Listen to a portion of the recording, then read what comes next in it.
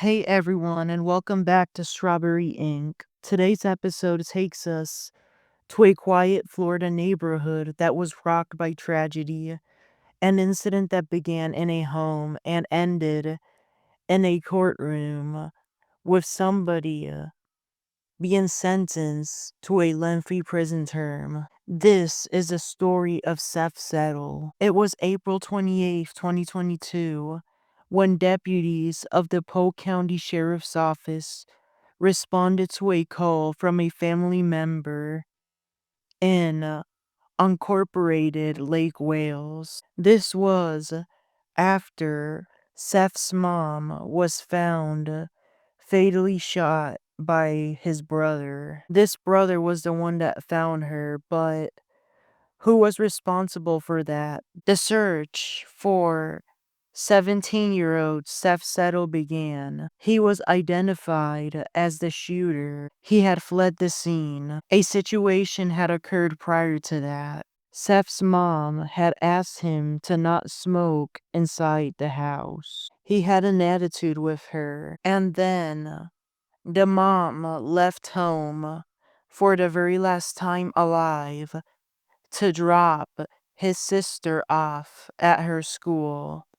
When the mom got back, Seth shot her with a handgun. At the time, the only other family member home was Seth's brother. He was using the bathroom when this shooting occurred.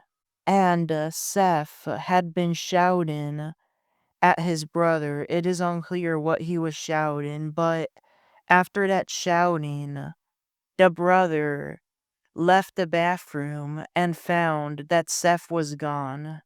Then steps away, there was their mother bleeding on the ground. Seth's mother was rushed to the Lake Wales hospital, but she did not make it.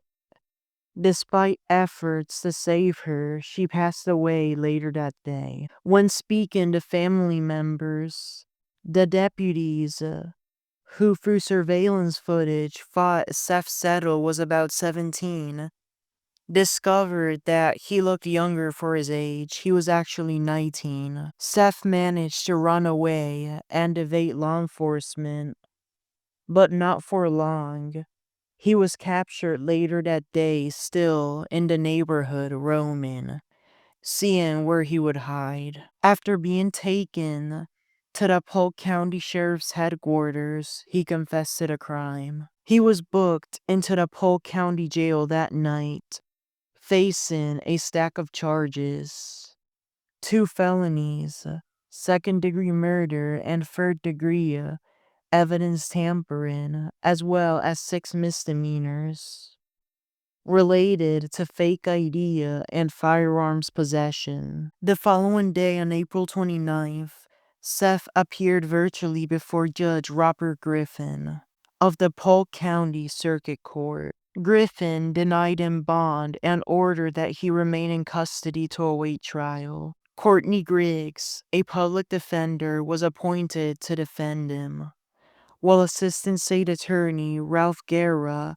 took charge of the prosecution. The investigation continued as Seth was detained. His 24-year-old brother admitted to calling the cops when finding his mother down on the ground bleeding at their home. Due to Marcy's Law, the Polk County Sheriff's Office did not release the name of the mother.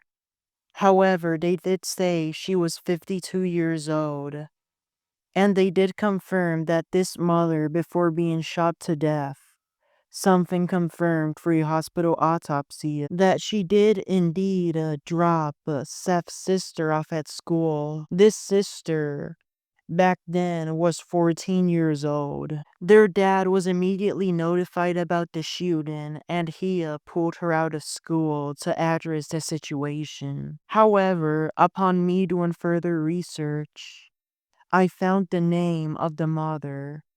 Her name was Tonya Settle. She had a funeral, obviously without Seth, since he was already detained. It was held on Cinco de Mayo in 2022, May 5th, at the Marion Nelson Funeral Home in Lake Wales. This was a one-day service, and afterwards she was buried at the Lake Wales Cemetery. At his arraignment on May 26, which coincidentally is my birthday, Seth pleaded not guilty to all charges before Judge Jalal Harb, who also reaffirmed that he would stay in jail as he awaited trial. But that trial never came.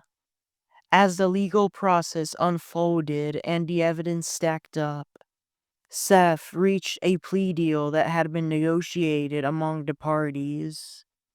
And just before the holidays of December, New Year's, Kwanzaa, Christmas, once Hanukkah was already active, on December 18th, 2023, he returned to court to change his plea. He pleaded guilty to a lesser felony of manslaughter, 1 count of evidence tampering, and 1 fake ID misdemeanor. Then on January 25th, 2024, Judge Harb hounded down Seth's sentence. 364 days in jail for the fake ID, which was time served. 5 years in prison for evidence tampering, and 15 years in prison for manslaughter.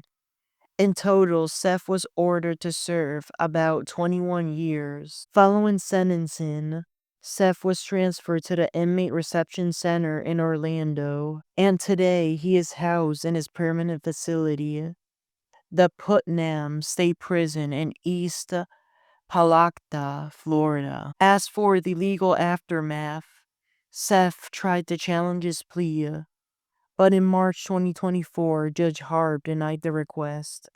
Then later, in April 2025, the appellate court in Lakeland also refused to allow the withdrawal. As of now, other appellate matters are pending, but what is known for sure is that the sentence cannot be modified under that deal. This is a heartbreaking story, one that changed a family forever and added yet another name to the list of young lives altered by violence.